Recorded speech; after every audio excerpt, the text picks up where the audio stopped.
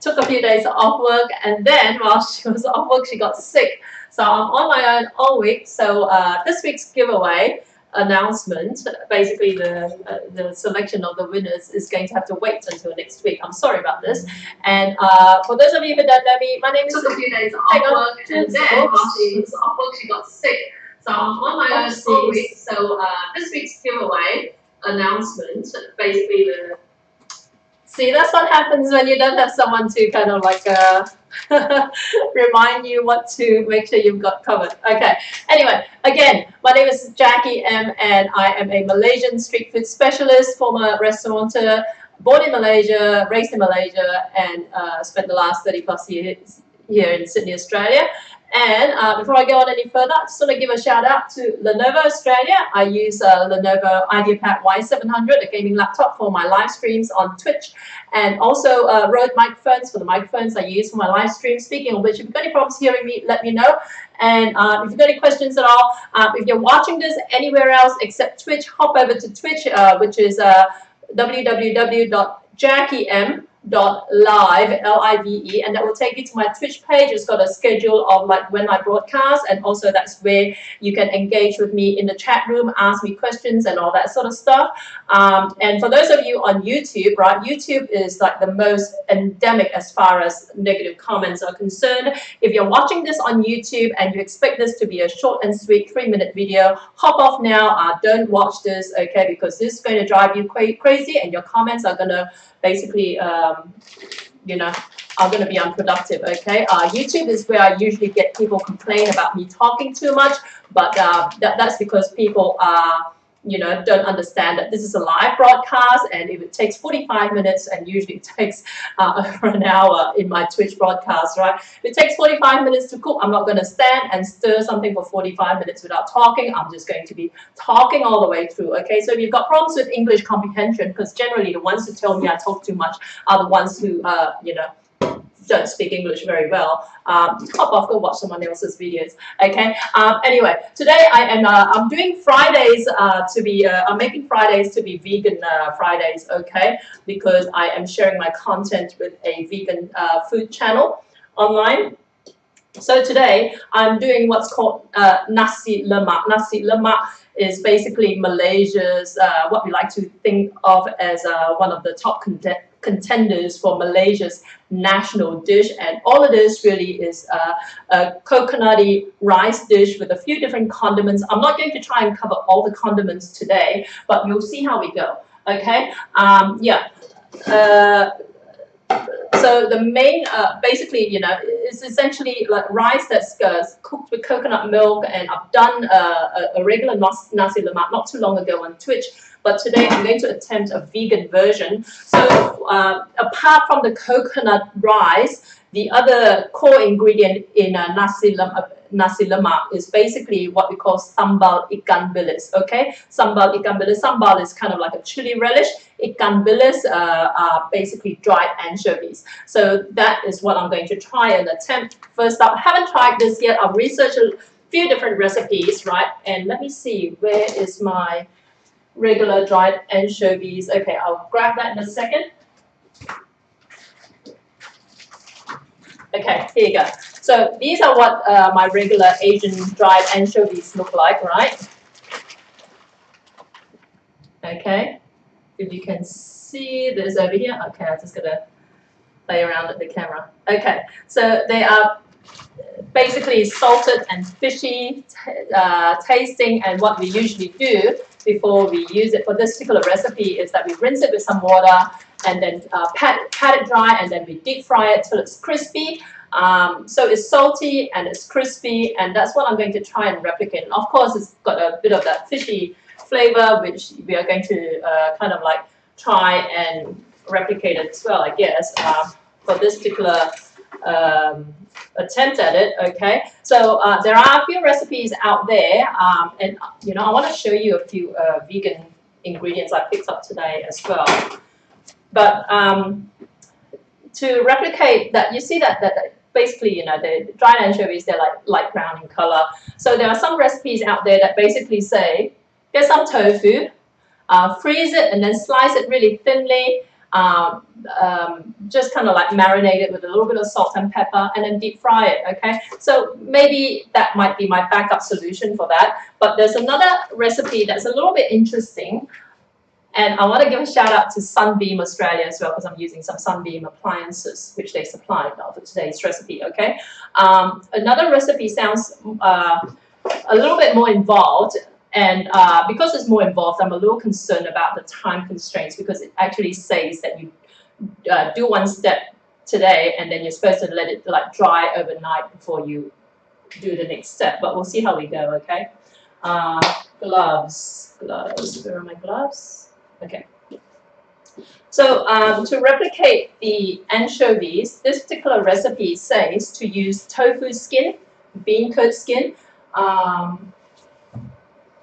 And I'm going to talk a little bit. I'm not a vegetarian or a vegan myself, but I have, in fact, in the past, because of my association, because of running a food business, I have in the past produced a range of vegan meals, you know, for distribution at this particular vegan outlet here in Sydney, okay, and also directly to my customers as well. It just got a little bit too much for me to kind of like handle a specific vegan range and also handle other stuff as well. But I do have some, I'm trying to say, I have some experience preparing vegan meals, and I do know what vegan actually means, okay. So I've got some tofu skin here. Just let me dry it. I've soaked it in some water earlier, but this is what it looks like.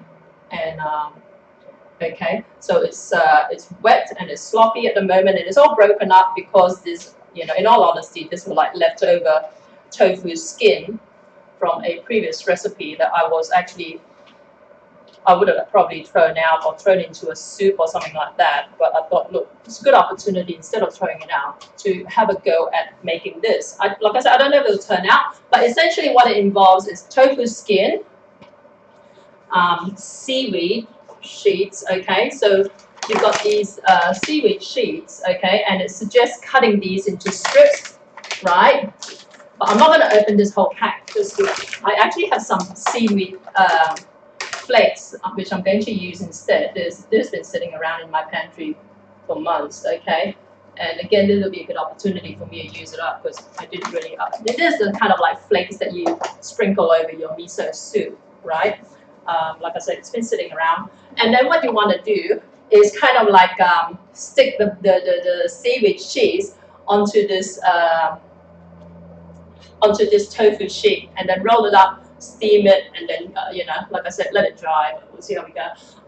But to get it to stick, it basically requires you to create a bit of a paste made from flour and water and like some seasoning ingredients. So speaking of flour, I just realized I'm not sure if I've got any rice flour. Hang on a sec.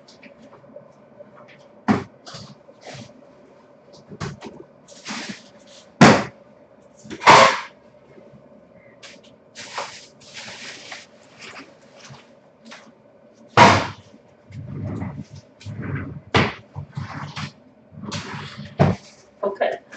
It says basically use some plain flour mixed with some water and then seasoning it, and then also adding some rice flour, I guess, to help crisp it up. I don't have that much rice flour, but we'll just go with the plain flour and the water to start with. So here you go. The original recipe basically required equal amounts of water and flour. I'm only going to do half the amount it's stipulated in the recipe.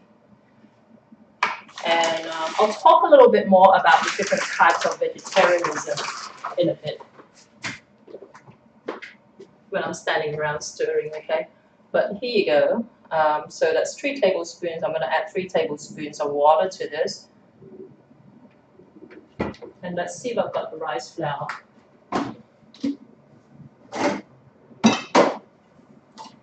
Okay, see how much of it I've got. Okay, that might be all right. Just gonna add like a teaspoon of rice flour in there.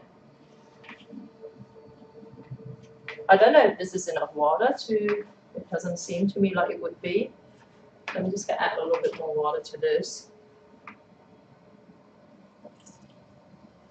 Okay.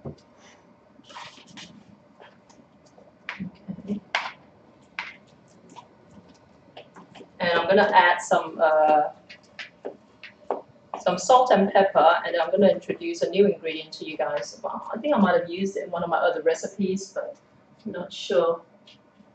Thanks for the hosting, the hunger service. Guys, a couple of good food channels to follow on Twitch are the Hunger Service. Look up the Hunger Service and look up RPatra, RPATRA. Okay, these two guys create awesome food live streams. They're both. RPatra is a current professional cook, right? So he creates like crazy good food. And the Hunger Service is a former professional cook, and he does sushi. Well, he used to be a sushi chef, okay? So they're good people to follow. And of course, Jackie M. My proper channel is called Jackie M Food, but of course, I've got the short URL, which is just jackiem.live.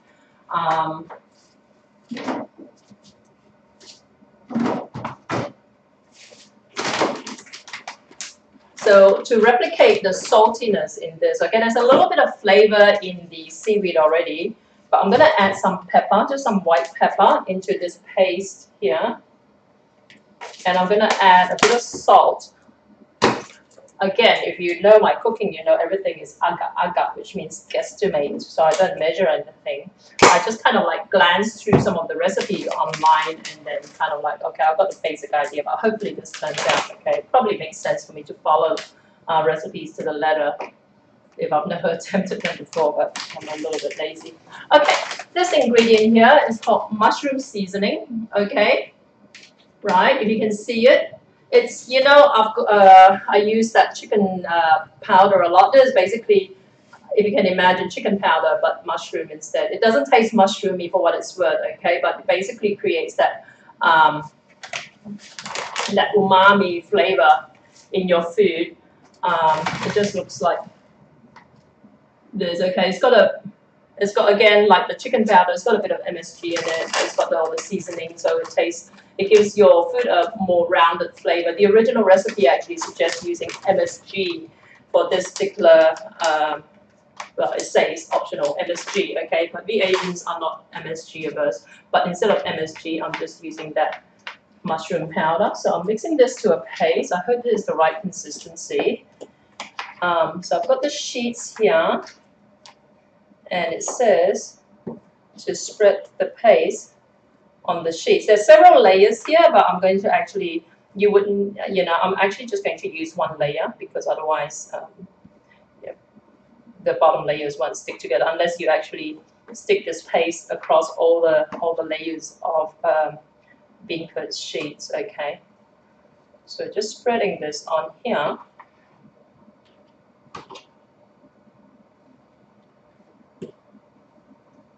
And then the seaweed flakes here. Of course, like I said, if you've got those seaweed sheets, you can use those. I'm just trying to use up these flakes that are a little bit bunched up because they've been sitting in that box for months now. Okay, so let's see how well it sticks together. In theory, the whole surface should actually be stuck onto this, right? Okay. Unfortunately, the particular recipe I found online doesn't have pictures, okay, of the steps involved and no video. So that's why you guys should follow me because you can see everything I do on video and figure out like what I mean when I say to do this and that. It's sometimes hard to visualize what they mean when everything is in text form, you know, and so I'll cut this sheet into this size and you go, okay, what size is that? And you cut that into that size, how many inches by how many inches and all that. Okay, let's do this. Okay, now it says to roll it up, okay? It doesn't say how to roll it up, but I'm guessing I'm just going to okay, you know what? I'm going to stick some more of that paste on top of that layer of seaweed so that everything doesn't fall apart in the middle. Okay. Okay, here we go. And Hey, the hunger service. Awesome to see you. You didn't broadcast for like a good week or so. I kind of like lost the whole momentum. I've been busy, but yeah. This is good fun. I am struggling, by the way, guys. If you think I zoom through these, right, it's because I'm struggling with trying to ration my data usage. Okay, these live streams take up a lot of my data allowance, my super fast internet data allowance, because I actually live stream using 4G, which is mobile internet. Okay, mobile data, and I ran into a problem of running out of my data allowance last month. So this month, I'm trying to keep my streams a little shorter until I come up with a long-term solution as to what to do with my data, right? So this is a little bit interesting, but maybe it kind of works. Okay. So I'm just going to do this one sheet, and I'm going to throw it in my Sunbeam steamer, which obviously has got some water in it, and which I've turned on just before I went on air. But I think the hunger chef, the sushi chef, would be a little bit more adept at rolling this than I am here. Okay, so it doesn't say how thick the rolls should be or anything. Like I said, no visuals, okay? But it says, it's the roll here, it says to steam it. Okay, so I'm gonna throw it in here. You know what, I've got enough paste to make another one, so let's give it a shot. So I've got next layer.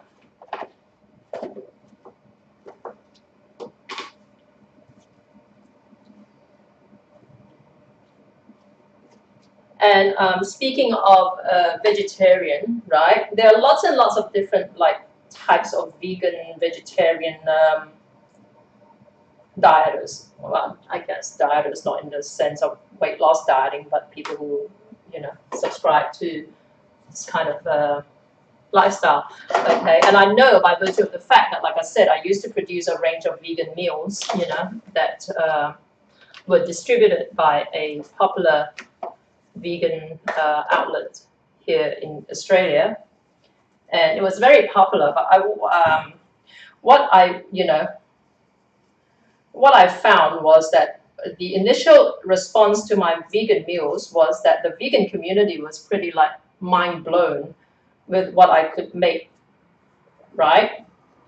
Basically, in terms of vegan meals, because I think a lot of vegans are quite restricted in terms of like what they eat, right? So they didn't think you can make a vegan rendang, or certainly not the way I make it anyway. So they were very, very impressed with it. What I do essentially to replicate my vegan meals, and not all vegans basically, I think, you know, people go vegan for a variety of reasons, okay?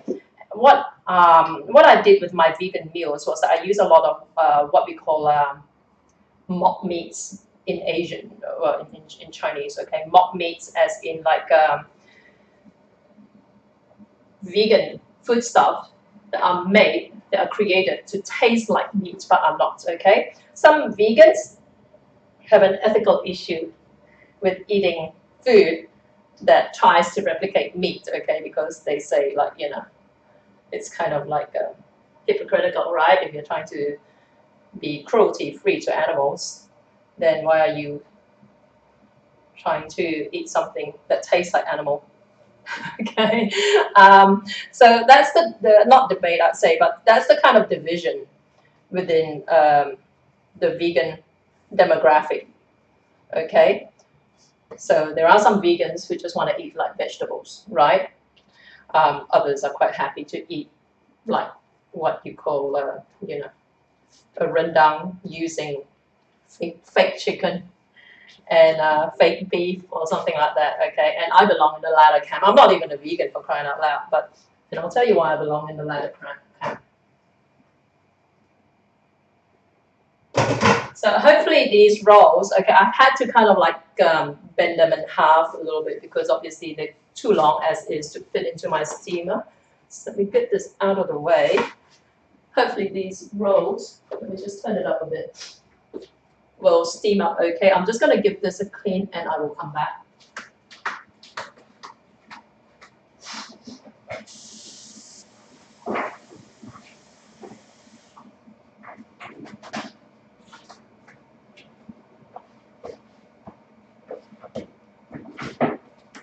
Okay, so with the whole vegan food scene, the reason why I was able to do my vegan range was because a lot of my recipes were adopted from Buddhist vegetarianism. I'm not a Buddhist, guys. I'm a born-again Christian, okay? But growing up in Malaysia, there were these Buddhist temples where once a year or on special occasions, the Buddhist monks would create these ridiculous, like really lavish meals. To me, they were lavish as a kid, you know, maybe it's faulty memory. And they would have like what they call like a roast duck and whatever, chicken and all that. And they tasted delicious, but they were not actually like actual meats. So the Buddhists, this whole mock meats thing is a Buddhist thing, right? So if you go to any Asian grocery store and look at the vegetarian section, there'll be a lot of different types of mock meat. Some are dried, some are frozen, some are refrigerated. And this is like an example of, here you go, so made in Australia. This one here says tasty chicken style soya. Okay, so these mock meats are usually made with a base of soybeans, right? Or they're made with gluten as in flour, okay? So I'd like to experiment a little bit with making some of these in future. But here in Australia, you can buy these kind of, so this is a refrigerated like chicken in inverted commas, right? And I'm gonna try and use this later on. So next thing I want to make is some coconut rice. So coconut rice, no worries about like getting it vegan or vegetarian because it already is, okay? So this, I'm just going to actually boil this rice. I'm using some jasmine rice, but this is broken rice, okay? Thai, it says Thai jasmine broken rice. The reason I bought broken rice as opposed to regular rice is because it's cheaper. Okay, no other reason. Aesthetically not as pretty because these rice are all crushed, right? But 9 years of rolling things. Hello from Melbourne, Australia. Hello, good to see you. Thanks so much for joining. So if you're just joining me right now, I'm making vegan dishes today, and I'm on my own, so nobody to moderate my comments, but such is life. So this is rice, and people always talk, when they talk about Asian rice, they always talk about steamed rice, okay? In reality, and the Hunger Service will vouch for that, in reality, we Asians rarely steam our rice, okay? The regular rice that we eat at home, we usually are more likely to boil the rice, okay? Whether in a rice cooker or otherwise, okay? So I'm just gonna add a pinch of salt to this rice, so far. And really, if you want to be fussy, you should actually just rinse the rice out a couple of times, but I don't have a sink near me. So salt in it. And this is going to end up being coconut rice, but I'm not putting the coconut in first because the coconut will actually cause it to be more prone to sticking and burning, okay? And same, I'm using this on the stove top just to show you, well, partly because my rice cooker, this is the inside of my rice cooker and it broke a couple of weeks ago. But to show you that you can actually just cook rice quite easily on a stove top, okay?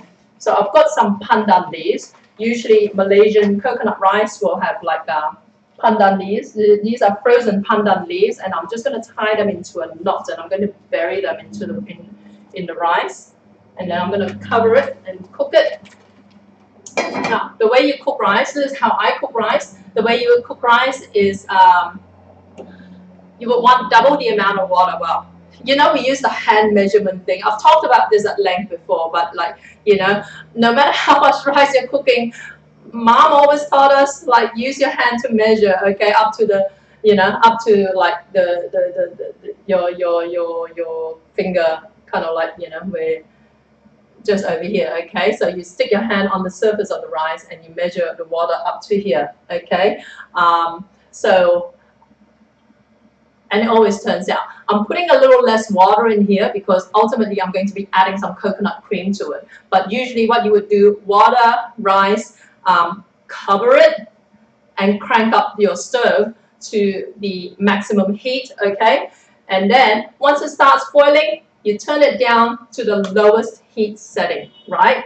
And try not to open the lid multiple times because that will ruin your rice, okay? Best you can, keep it off. Sorry, 200 grams of first knuckle measurement for water. Yeah, that's right, first knuckle measurement. Oh wow, 200 grams of speed. Oh, someone's a Thermomix user. Okay, cool. So I never measure rice or water and all that. Okay, you can see this. I don't know if you can see this boiling a little bit, but I want most of the water to get absorbed before I then add the coconut milk to it. You can add coconut cream, okay? One of the biggest one of the trickiest things with cooking rice in cooking coconut rice in large amounts is having it burn at the bottom, okay? Coconut milk is sticky, okay? So it can turn your rice really gluggy if you put too much of it. If you don't put enough, you can't taste it. So because I used to sell food in all kinds of environments, I sold it in my restaurant. When I cook coconut rice in my restaurant, I did steam it, okay, guys? And steaming always produces a nicer kind of like, I guess, fluffier and less gluggy rice. But when I cook outdoors, which I do a lot, because I started out my business by selling food outdoors at markets and all that, where you don't have the luxury of big giant steamers when you're trying to feed 500 people, okay? So we would boil our rice in big rice cookers, well, big pots like these, but you can imagine something that fits 20 liters or 20 quarts, right? So we would put water first, okay, and then stir in the coconut milk towards the end and let it absorb some more. And having said that, with the kind of volume that we're cooking, we're talking about like big pots like this, we kind of like tip the balance towards too much coconut cream, the rice will burn, okay? So if anyone, and I know this, I haven't done this for 25 years, I know there are people out there who've eaten my Nasi Lemak at the market stall and complain, oh, I couldn't really taste the coconut in that. That is the reason, okay? It's for logistics reasons, reasons of logistics, because at the market, you just don't have the luxury of big giant steamers to be able to steam rice and turn them over quickly enough. Okay, you can see it boiling quite quickly. I'm going to turn it right down to a lower setting, but again, try not to agitate the rice too much, okay? I have a TM35. TM35, that's the older model. Ah, okay. I don't know, what's this one called? TM5 or something like that. I'm terrible. I think I was a Thermomix consultant for a very, very brief period as well. Okay, got that out of the way. So I'm going to let this steam for a little bit longer, and in the meantime, like I said, the key ingredients with this particular recipe, I would say, let me just check on the vegan ikan bilis to see what it looks like, okay?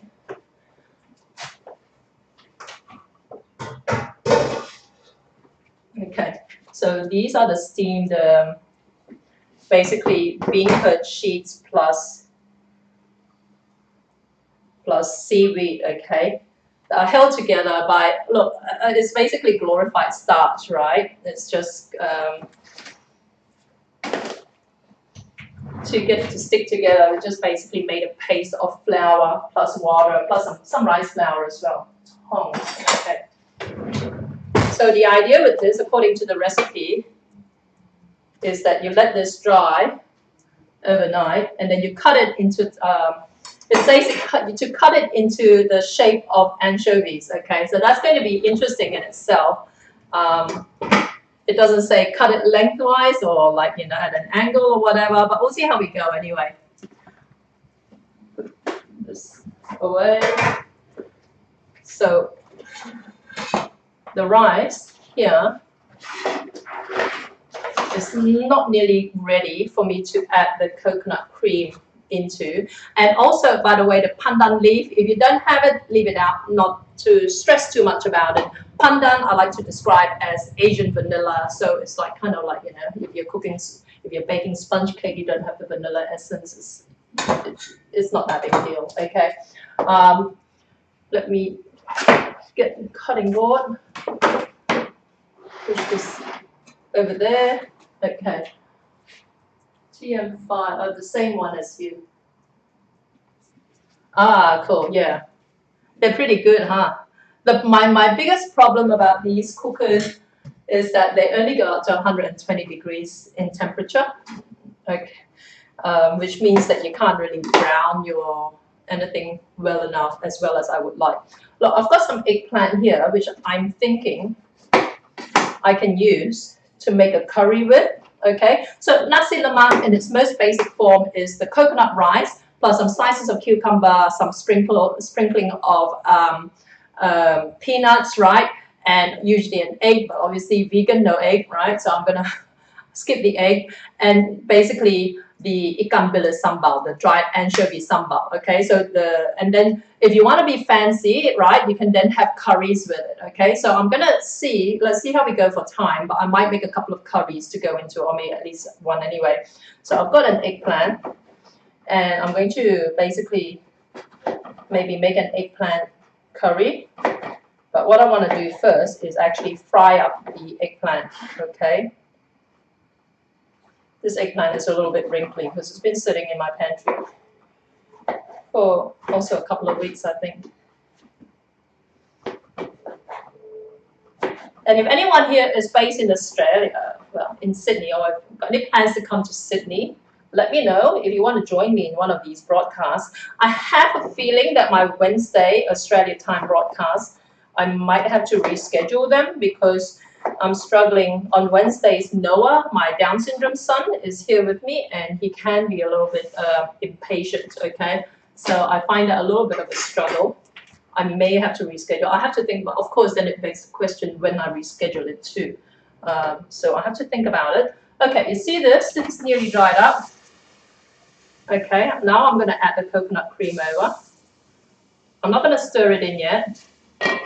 I'm just going to let it sit on top and let it immerse itself in. Because like I said, like if you were cooking this in a rice cooker, I broke my rice cooker a couple of weeks ago. But this is the inside bowl of the rice cooker, which I can still use to cook it on the stove, right? If you were cooking this on a rice cooker and you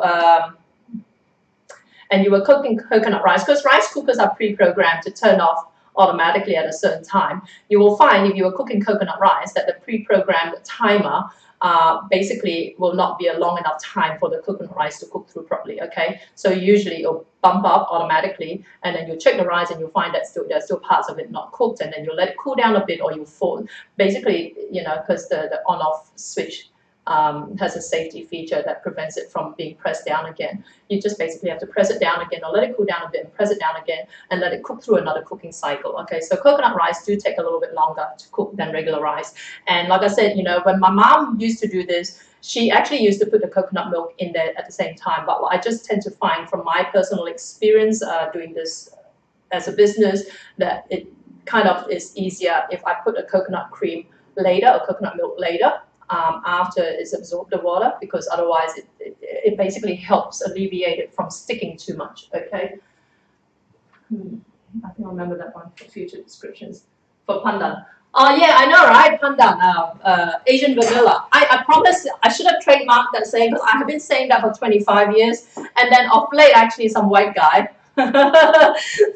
came along and told the whole Western world that he has introduced Asian vanilla to the Western Hemisphere. So he's taken all the credit, but whatever, I don't care. There's nothing new under the sun anyway, so just let me put this away. And I've never tried this before. Like I said, this is what it says. It's tasty chicken style soya, okay? Let's see what it tastes like. And I'm going to try and make some of these mock meats in future broadcasts as well, okay? Okay, so it just looks like a piece like this. Is flavored, that's why it's brown. And like I said, you can buy these frozen, or you can buy these dried as well. The dried ones you need to reconstitute with water, okay? And generally you'll find Asian mock meats are made either with soy or with gluten, okay? Gluten as in wheat flour, okay? So this is what it looks like here. Mm.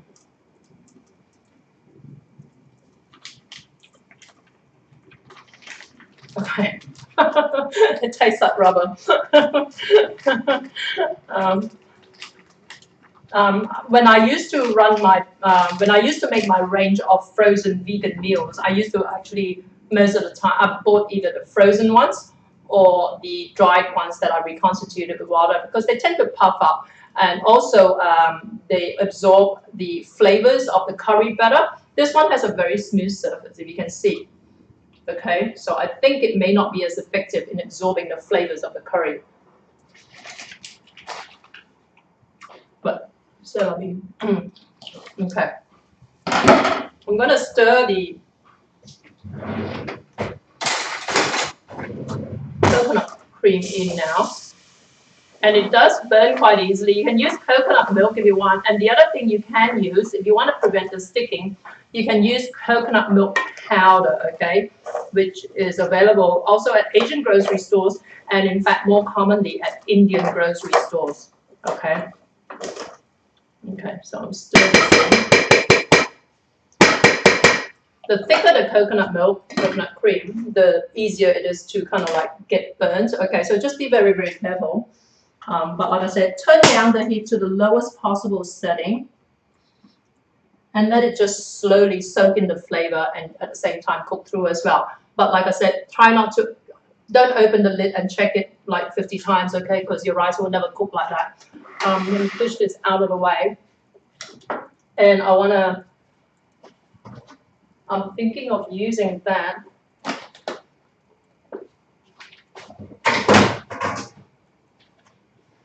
I think I'm using the steamer to do my deep frying. What do you think? No.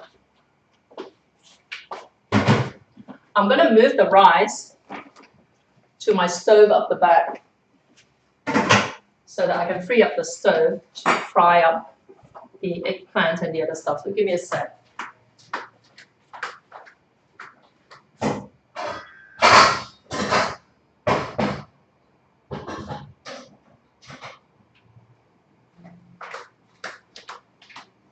Okay, so I'm going to pull this forward and heat up some oil here. And oil, okay.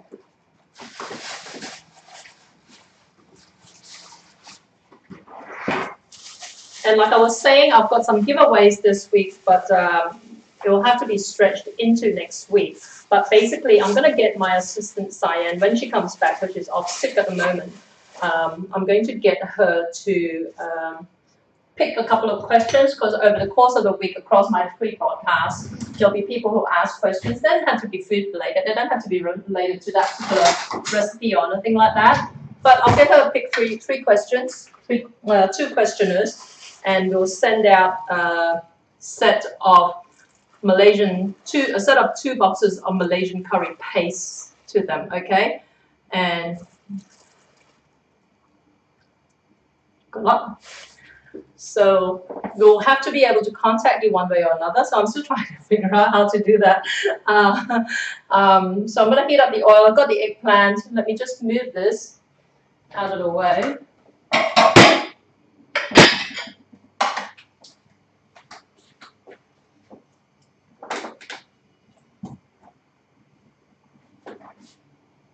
And let's try and cut up the 4 ikan bilis, okay?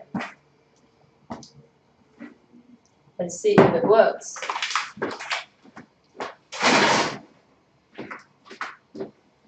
So these are my steamed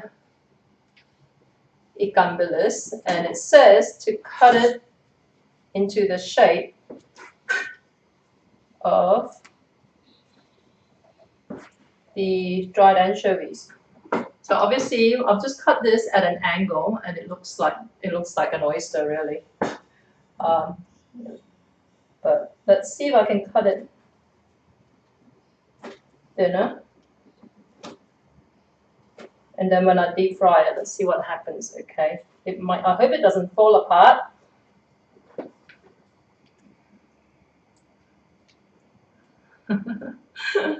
This is what it looks like. Okay, so let me just try.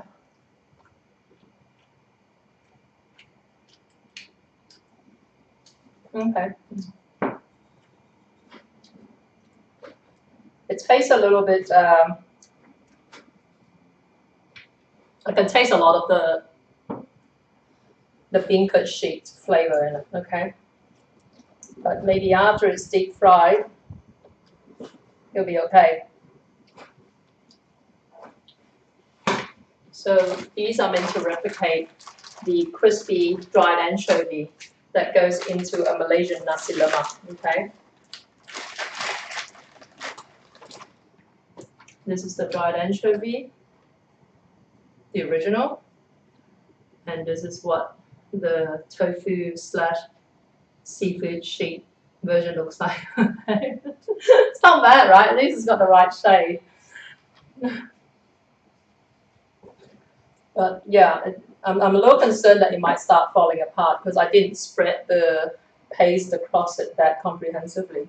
We'll see what happens. And you're supposed to let this dry overnight before you cut it up and fry it up, but I don't have the luxury of overnight broadcasts. So moving forward, my vegan content is going to be shared not just on YouTube, but also on this vegan food network. I have to remember the URL. So anyone else who's actually doing vegan food content, right, go and look them up. Let me go and have a look at what they're called.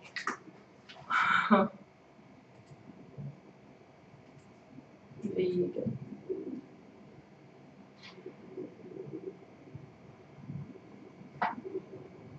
Okay, they're called theveganchannel.tv, okay?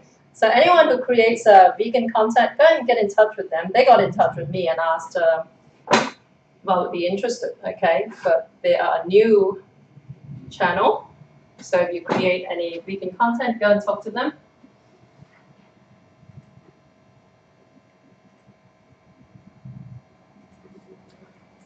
Okay. Let's see how hot this oil is. Let's throw it in. Okay, good to go. Let's throw it in.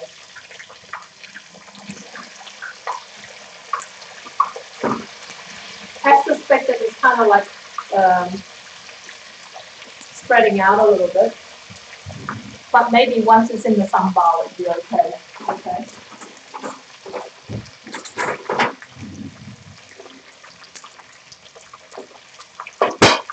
So when I used to do my vegetarian range, my vegan range, I used to buy the pre-made mock meats, right, for the curries, because my focus is on making the curry sauces that they're cooked in.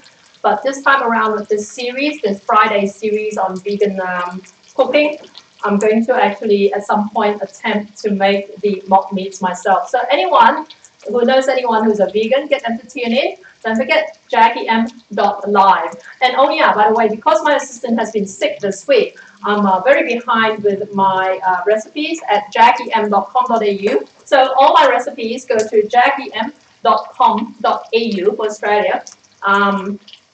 And my Twitch channel is JackieM.live, okay? But this week, my assistant's been sick, so no new recipes at my website, but we will hopefully catch up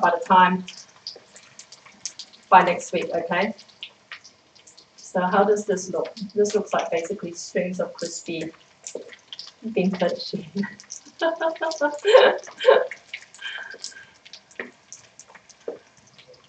Okay, let me just get something to dish it out in.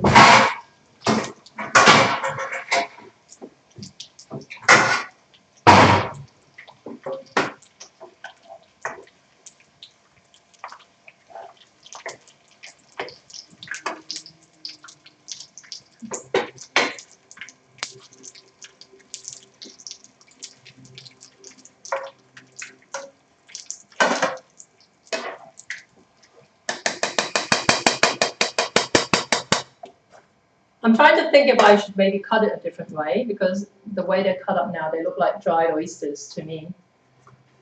But let's think through this a little bit strategically.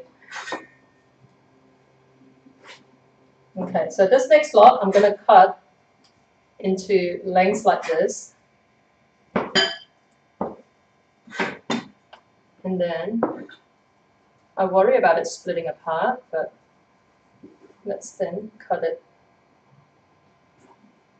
like this, okay, so that they're long. And fry it up.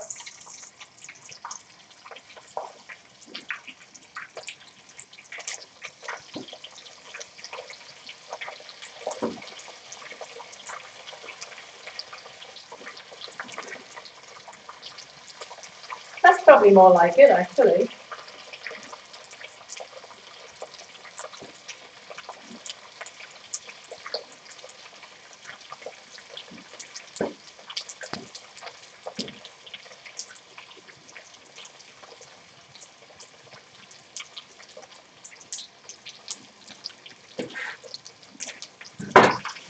Okay, because they're meant to be long, right?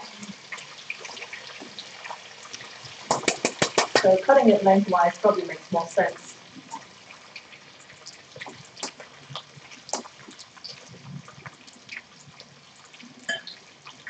And then next I'm going to deep fry this.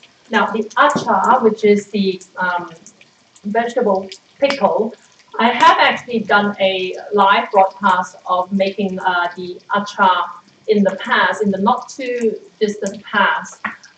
Granted, that version that I made was not vegan because it contained shrimp paste, okay? But you can very easily just leave out the shrimp paste and you're not going to lose that much in flavor from it, okay? So until I have I get to schedule a special Twitch broadcast to make vegan achar. The reason why I want to do it separate is because it's fairly involved sort of thing as far as, you know, cutting up veggies and all that, and remember time constraints with my data consumption. But yeah, until such time as I do a Twitch broadcast for it, just go and check out my website, jackiem.com.au, and just Google, do a search for achar, A-C-A-R, and the recipe will be there, as will be the embed of the YouTube video. Okay, so this is done, I guess. Yeah, but definitely I think cut up lengthwise, that makes a lot more sense. From an aesthetic point of view, it's closer to ikan bilis, okay?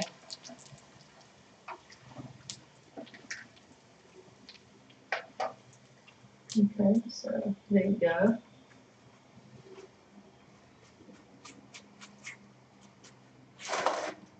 So in here, okay.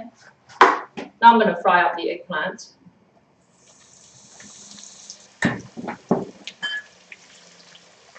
And this will take a good 5 minutes or so.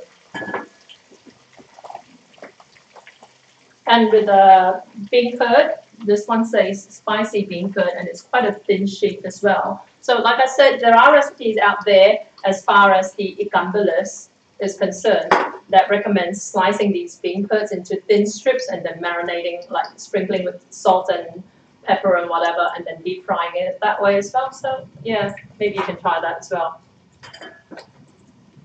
See, the oil has settled a little bit. That's probably because the oil wasn't quite hot enough when I added the eggplant in. So generally, it's advisable to let the oil come back up to heat, sort of thing. So I got a little bit impatient there. I'm going to start cutting up the sambal ingredients for this particular sambal ikan bilis, okay? So with all sambal, I wouldn't say all sambal, with most sambal, you would have onion with it, okay? And this particular recipe is actually quite similar to one I did for the regular Nasi Lemak that I did a week or so ago on Twitch.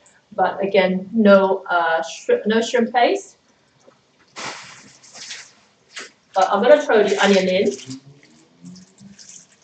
And I'm going to do it a little bit different, just for the heck of it. But you can follow my previous recipe that does contain the shrimp paste and just leave out the shrimp paste and also replace the chicken powder with the mushroom seasoning. Having said that, right, I find that this mushroom seasoning has less saltiness in it. So I always find when I'm using that, when I'm substituting chicken powder with that, I find I have to use double that to the chicken powder to achieve the same level of saltiness, okay? And I have a feeling this mushroom seasoning has a higher ratio of MSG as well. So if you're not a big fan of MSG or you're trying to avoid it for whatever reason, that's something to keep in mind, okay? So if you weren't using mushroom seasoning, just use salt and sugar, right? Because that's basically what it does. It provides the body, and it provides the saltiness and a little bit of sweetness to your dish. Let me just have a look. Okay. Hey, Gay, good to see you. Yeah, Fridays I'm going to be doing vegan dishes, so this will be helpful for you, Gay. So I'm doing vegan Asian food, okay? And what you missed out earlier was me trying to basically make, because the whole, my philosophy when it comes to vegan cooking, it's not my philosophy because I'm not actually vegan, but I did used to produce a range of vegan meals, okay? But it's based around the whole idea of replicating meat, okay, using substitutes, okay. I know there are some vegans who are against this from an ethical point of view. They think, like, you know, why should you pretend that you're eating chicken or fish or whatever when the whole idea of going vegan is because you want to be kind to animals. But other vegans don't have that issue. Okay, so a lot of the whole Asian vegans, vegetarian scene at least anyway, and there are differences, overlaps and whatever, is that they do actually try and replicate meats, okay? And this is one of them. Today I tried to replicate ikan bilis, which are the crispy anchovies that go into your nasi lemak, okay? And this is just basically made from layers of bean curd sheets spread with a paste made from basically a mixture of water and flour and seasoning like salt and pepper and that sort of stuff. And then with seaweed stuff onto it, and then rolled up into a roll, steamed so that it's, and then you cut it into strips like this, and then you deep fry it, so you got something crispy here. I'm gonna try this.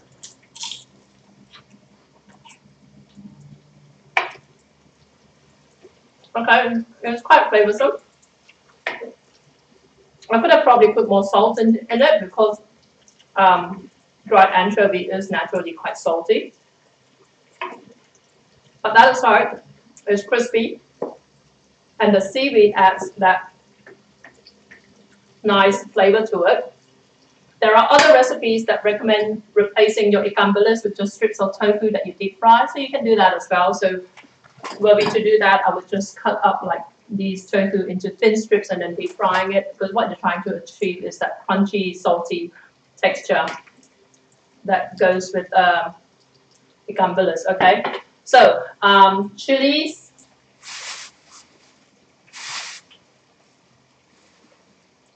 I'm going to use a mix of this banana chili and some hotter chilies with some onion. So we're going to make the sambal for the ikan bilis now. And I'm throwing these into my thermocook. Okay, so this is my thermocook, and I'm just using the food processor function in it. Turn in half of that brown onion, because the other half I'm going to slice up, okay? So that's the point of difference with my previous recipe that I made the last time I made Nasi Lemak live on Twitch. And I'm going to throw in some garlic, so garlic cloves.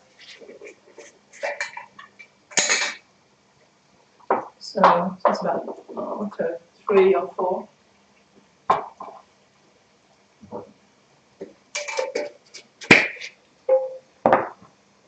Okay, and I'm just gonna puree this.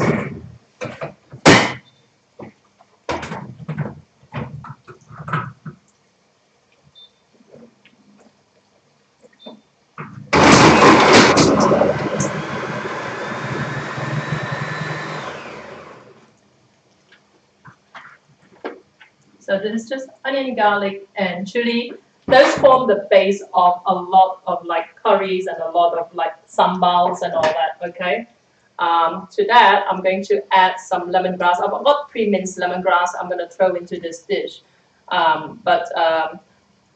Usually you can just use like a whole lemongrass stem, just cut down to the last 5 or 6 inches of it and bruise it, and then let the sambal simmer with the lemongrass in it, just to infuse it with a lemongrassy flavor. Again, if you don't have it, no big deal, okay? You can leave it out. So this is fairly roughly chopped up. It's not as fine as it could be, but it should be fine. I'm going to take out the eggplant.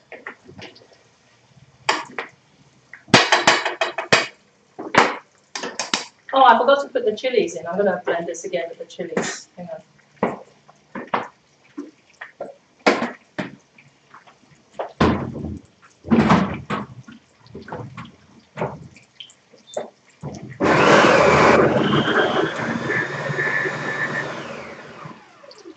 And you can add tomato in this as well. The other day that ayam goreng, the fried chicken recipe. By the way, if you tuned in my last broadcast, my nose was running like crazy. So I'm going to actually re-air that broadcast because I think the recipe warrants a third attempt. Okay, I thought it turned out pretty well that day, but like I said, I was just sniffling. It was just ridiculous. It was gross. So I'm going to do it again at a future date, not too far in the future, because I really like the recipe and I think there's some good information there. Okay, let me just get rid of this oil for the moment.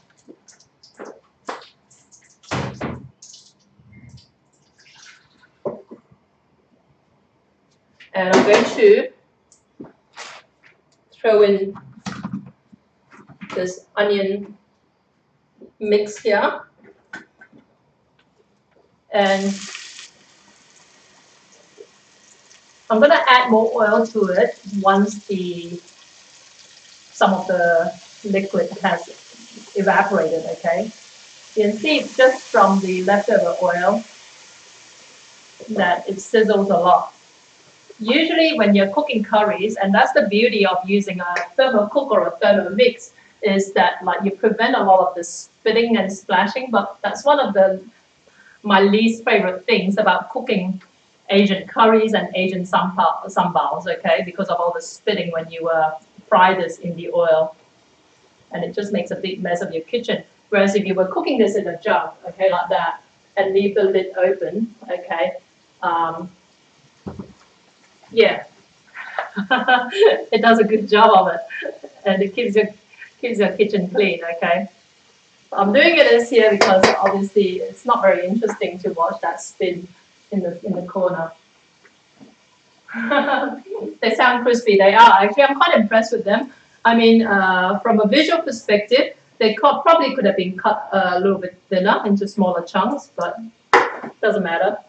I didn't want to cut them too small because I didn't put a lot of the paste on it, but the paste essentially is just like glorified starch, like you know, if you were making starch for making gum or something like that for a kids project, it's just flour and water plus a little bit of rice flour to add some crispiness to it, plus salt and pepper, and I put in some of this mushroom seasoning, right, which I use as the vegetarian version of my chicken powder. But yeah, you use the paste and you smother the beancurd sheet with the paste, and then you put on some sheets of seaweed, and then you roll it up into a tight roll, and then you steam it, and then there you go. So this is the sambal that's going to be for the that's going to go with this, okay? And I am inclined, like what I did, there are two versions of Nasi Lemak sambal, okay? Some of them, the one version has the crispy anchovies separate and the sambal separate, okay? And the other version has the ikan bilis simmered in the sambal. I think I might do the simmered version, and the simmered version usually means that the sambal has more liquid, right? And the liquid is derived from coconut milk, coconut cream. So to me, that's actually a more interesting version because it's coconut creamy, more aromatic. Noah loves it. So you can see this is starting to dry up. I'm going to add some oil to this. And I'm going to add some lemongrass. Okay. So this is minced lemongrass that I bought at my Asian grocery store. I use it for my business, but if I were cooking for myself, I usually use fresh lemongrass. Having said that, fresh lemongrass in this part of Sydney it's not always that easy to come by. So I'm just sprinkling some of this. But you can find these in the freezer section of some Asian grocery stores, okay? And I know I'm talking to like a global audience here because Asian in Australia usually means people like me. In the UK, it means people from India and Pakistan. I know because I've lived in Bangladesh. I know because I've lived in the UK.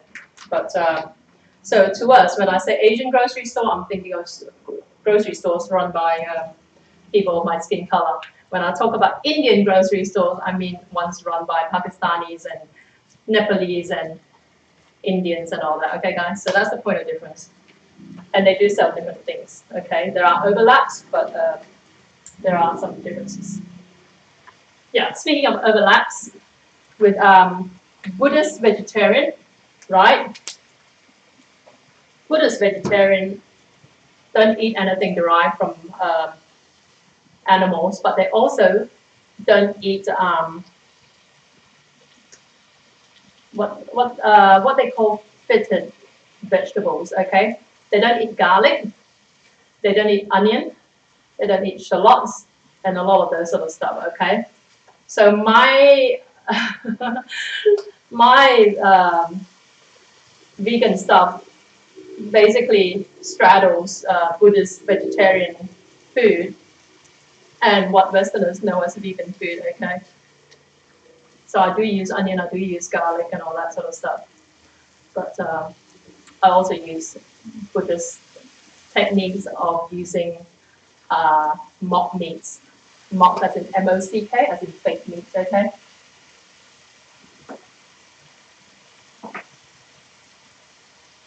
Let me have a look. Oh boy. It's quite funny because there's a someone on YouTube was trying to troll me. Look, guys, you can troll me all you want. I've been around for so long now. I'm one of the first people to do live broadcasts. Someone on YouTube is trying to troll me by telling me I should kill my Down syndrome kid and calling me a zipper head and calling me the C word and whatever. For one apparent reason, I have no idea who they are. Their profile is Fat Lesbo. I don't even know if it's a woman or a man pretending to be a woman or whatever. But yeah, it's been interesting because she's been quite active on my YouTube channel, posting stuff that she thinks will get attention. So guys, look, you can say whatever you want about me. I don't care. I've been around long enough for this to bother me. But I think it's important for me to highlight the fact that I do get trolled, okay? So this is just to kind of like, if anything, give some comfort to others who are doing the same thing as I am, who may be a little bit more vulnerable. Just to laugh it off, just tell them they're idiots, right? You know, and to name and shame them so that they can't run and hide. Okay. So you want to actually like fry this up till it's till the oil separates. Okay. And I'm going to slice up some onion, which I forgot to do in my last broadcast when I was doing what I said was my mom's recipe, because usually the simmered version of ikan bilis has some sliced onion in it, okay?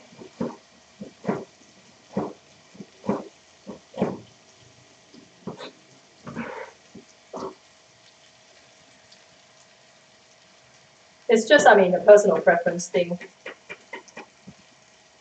I'm not generally a huge fan of having like chunks of sliced onion, like, you know, in my food, but that's how traditionally it's made.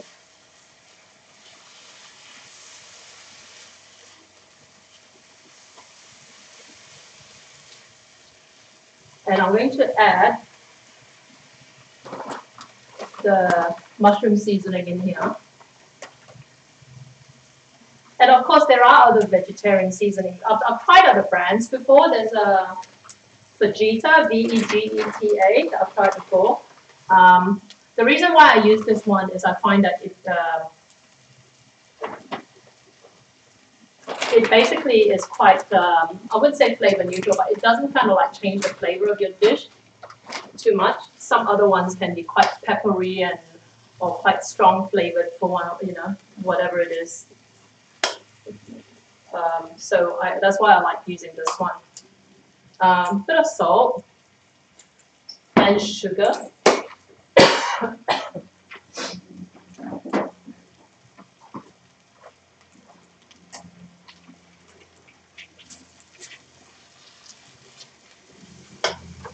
Okay, I'm just going to top up the sugar.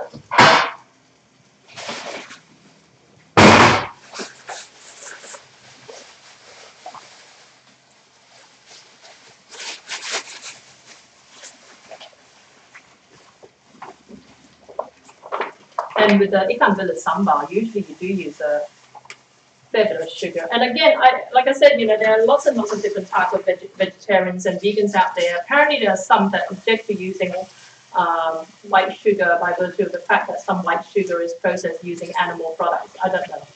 Okay, so you want to replace this with something else, by all means, go for it.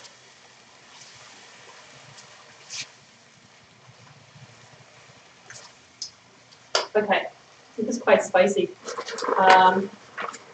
And you can add a dash of soy sauce.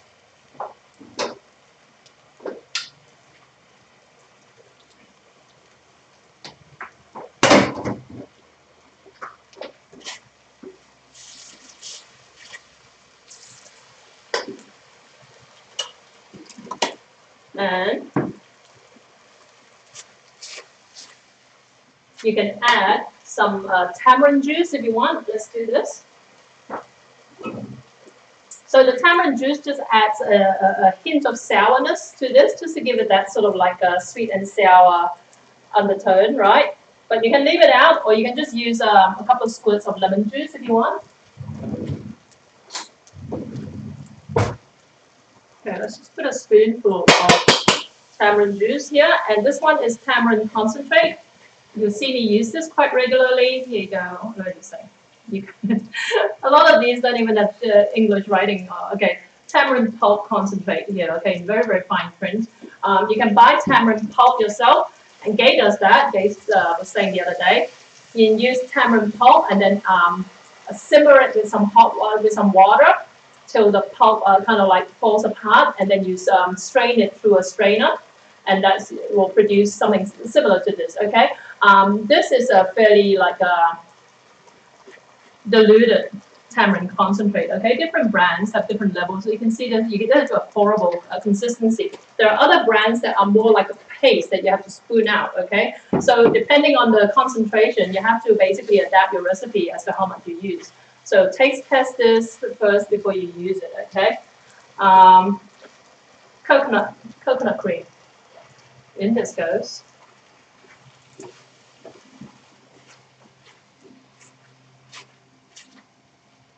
Okay, and now let's throw in some of this. Hopefully it doesn't mess it up too much. The for ikan bilis, okay.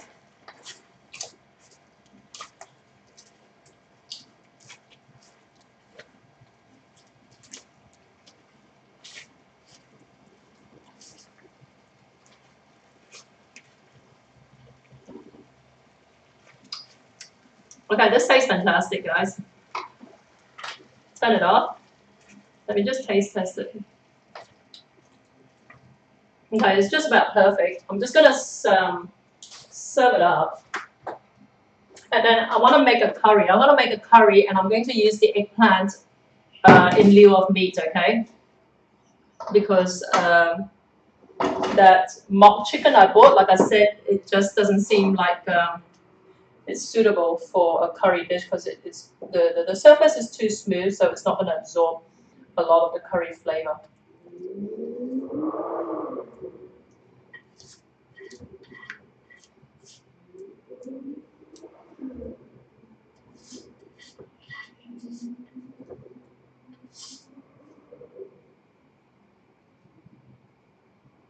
Okay, so I probably won't bother washing this. But this is what the sambal looks like. I wish I had somebody here to follow me. Thanks for live streaming me, or hosting me. I wish I had someone here to taste test this because this actually tastes. I'm quite proud of how it's. I'm just going to quickly check on how my rice is going. Where's my rice scoop? Okay, and I'll come back.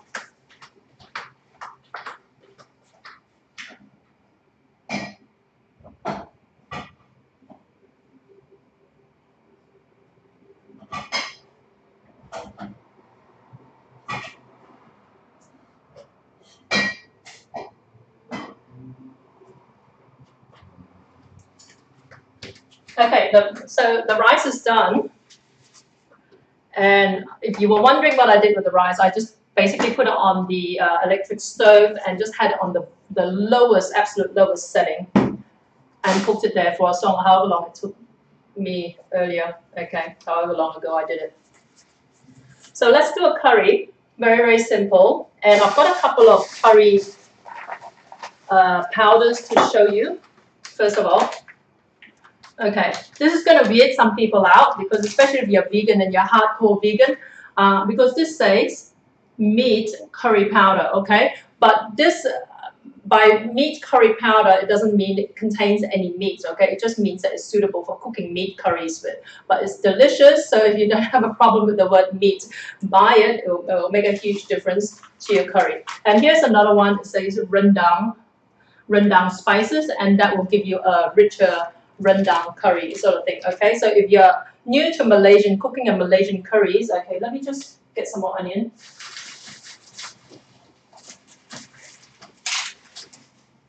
If you're new to Malaysian cooking and Malaysian curries, right? Malaysian curry powders, if you go to the shops and look at curry powders made in Malaysia, they usually come in three broad types. Okay, there's the fish curry powder, there's rendang curry powder or rendang spices, and there's meat curry powder. You can mix and match. I used to, for my restaurant lamb curry, I used to use actually a fish curry powder for it. So it's not a hard and fast rule what you use them for. They are basically just general indicators as to what, if you went to Malaysia and had a fish curry and wondered how to make it, the fish curry powder would be a good bet as to the one you want to buy, okay? But that's all it means. It doesn't mean that you can't use it for meat, and it doesn't mean you can't use it for vegetables, and it certainly doesn't mean that it contains any fish or meat in them, okay? So I'm going to use, I think, so why don't we use the rendang one, okay? So again, I've got onion.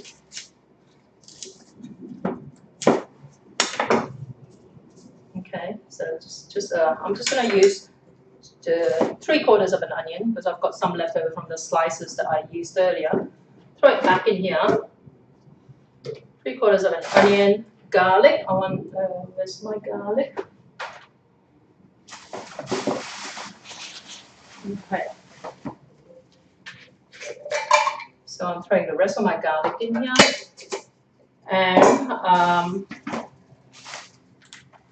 I would throw the lemongrass in, but it's already minced, so I'm just going to blend this.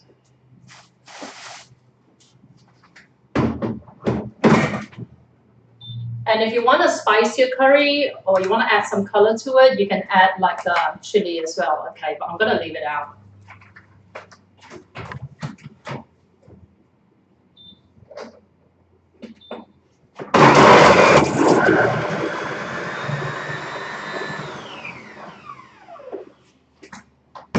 Okay, again, if I were cooking this at home, what I would do, instead of transferring it into this saucepan, I would actually turn on the cooking function on my thermocook, add the oil and add the other stuff into it and let it cook in there, okay? So that's an easy way to do it.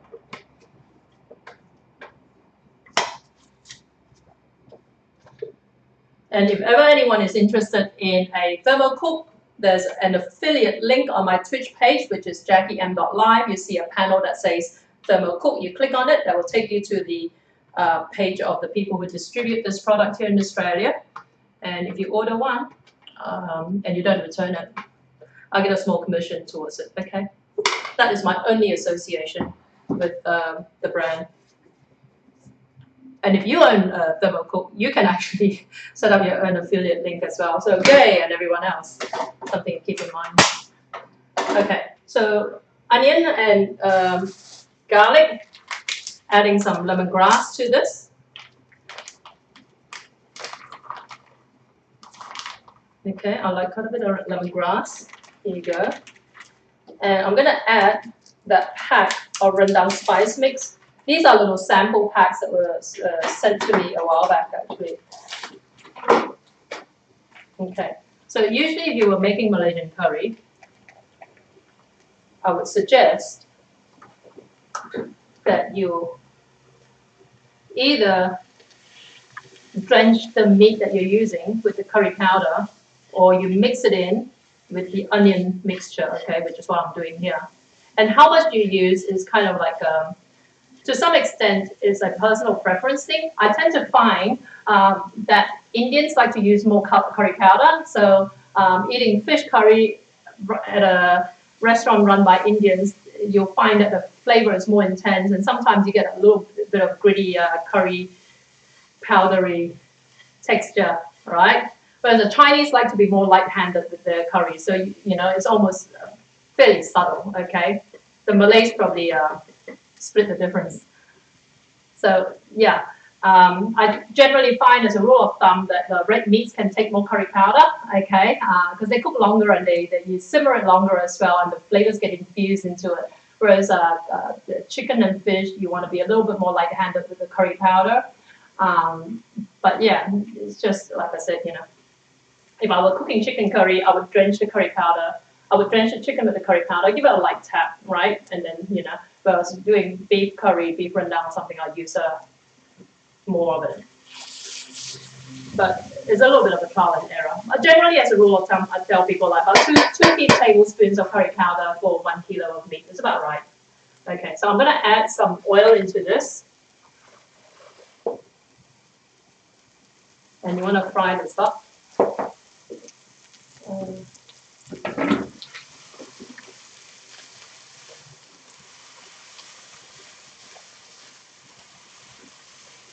And with these curry powders, like I know like a lot of Westerners, right, when they do rendang recipe, especially Western chefs, it's almost they overcompensate for their whiteness by being very, I guess, very purist in how they, I guess, write their curry recipes. So they'll talk about like having all these separate ingredients like cumin and turmeric and coriander and roasting them and then pounding them and all that sort of stuff. Every time someone does that, Malaysian communities online will be reading the recipe and going, why on earth are they doing that? Why don't they just buy a rendang curry powder? Okay, so we Malaysians are a little bit more chill about getting shortcuts like this. And it's just, you know, I've traveled a lot through Malaysia and done a lot of videos with different chefs, right? And I have, in all honesty, making curries, all the chefs use pre-made curry powders, okay? So don't be ashamed about doing that, is what I'm trying to say, okay? That's how we cook in Malaysia. So you want to fry this till the oil separates again. And in the meantime, I'm going to prepare the rice, and I'll just move a couple of these things out of the way that I no longer need.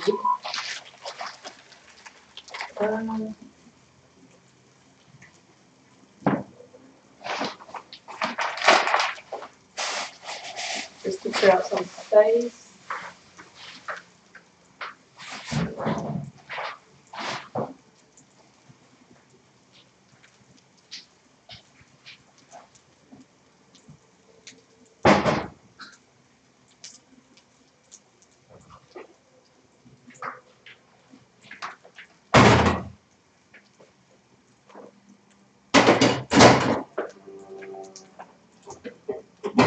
The funny thing is, I've actually got a dinner to attend tonight. This is at Noah, my Down syndrome toddler.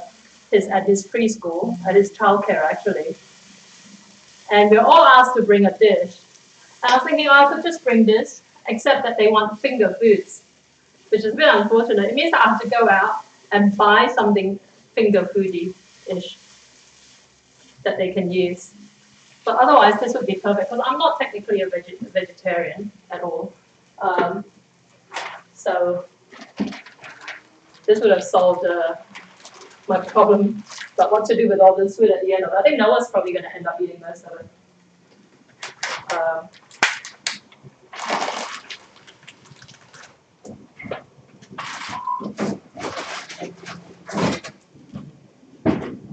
Okay. So basically with curry powder mixes, they already have all the spices in them, but you know, If you want, you can be a little bit fancy. You can add like some ginger in this as well. If you've got some fresh ginger lying around, like I said, you can boost it with some chili. But in general, the curry powder has everything you need except onion and garlic, really fundamentally. You can even leave out the lemongrass if you want. If it's too hard for you to find lemongrass, don't stress out, just leave it out. Okay, so basically to make a decent Malaysian curry, onion, garlic, and curry powder. Okay, Malaysian curry powder.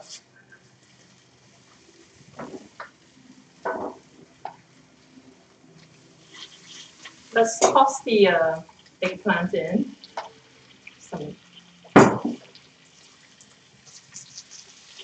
Okay, so this is basically eggplant rendang. And we're going to add some seasoning. Again, I'm going to throw in some of my mushroom seasoning, okay?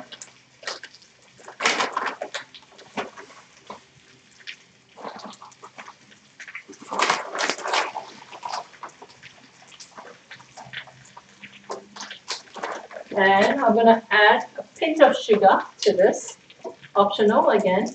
I like to balance out the flavors of my curries with a bit of sweetness, okay? Thai cooks like a lot of sugar in their curries, okay? Malaysian cooks like just a little bit just to take off some of the sharpness in the salt, okay? A bit of salt in here.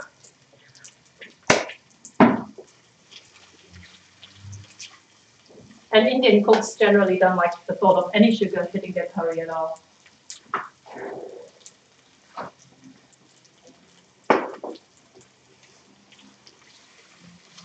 Okay, you can add some coconut to this.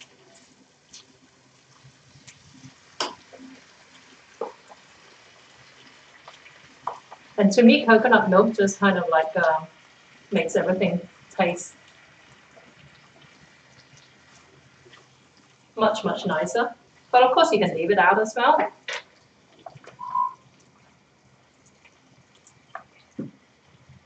I have a feeling all these beeps are that my YouTube troll back and forth with some of my other commenters. It's quite funny. Let me just double check.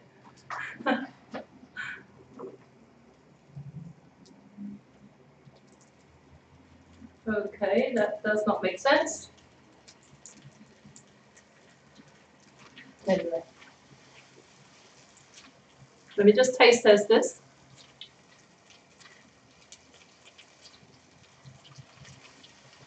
Okay, it needs more seasoning.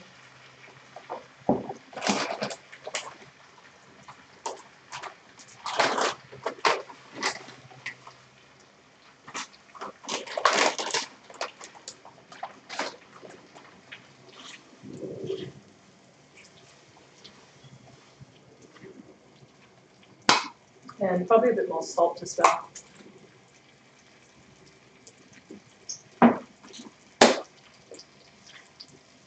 You can see the oil just coming out because of the eggplant. The eggplant does absorb a lot of oil when you deep fry it, okay? So it would actually be advisable for you to actually stick the eggplant in a sieve after you dish it out of the oil. Okay, the flavor is fine. And I think, let me just dish this up.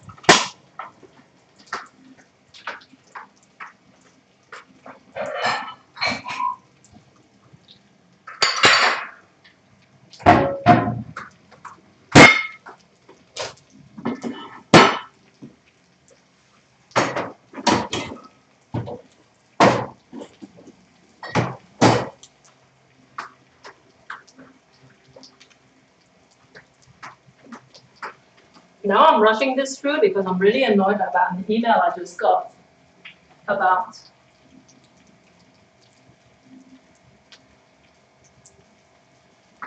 I basically, because of my data allowance being on the low side, I basically bought a separate SIM card 3 weeks ago now. I bought a SIM card from a different service provider that I could use. And 3 weeks later, the card still hasn't been activated. It says because they were having problems with their system. So I got really stuck that day. And now I just got an email to say, you've used up all your data allowance on that SIM card that we never activated. I was thinking, what? So as soon as I get out there, someone's getting an earful from me. Rice.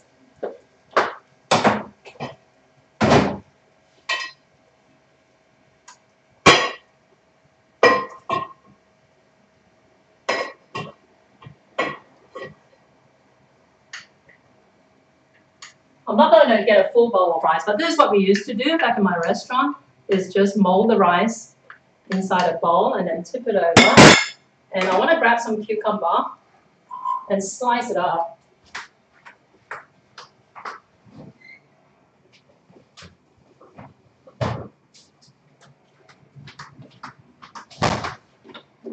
Let's keep it.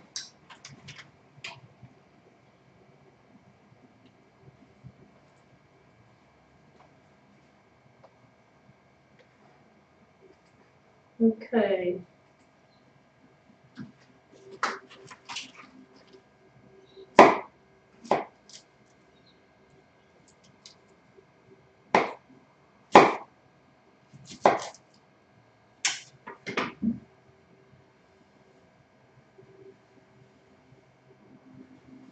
And some peanuts. Okay, everyone knows peanuts, so you don't need me to show you how to fry it up, I hope.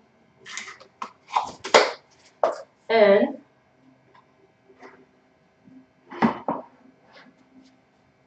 some eggplant rendang.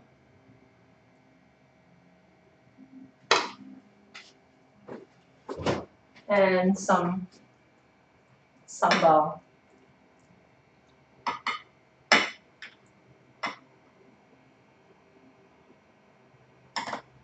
Okay. Put a couple of crispy bits on top.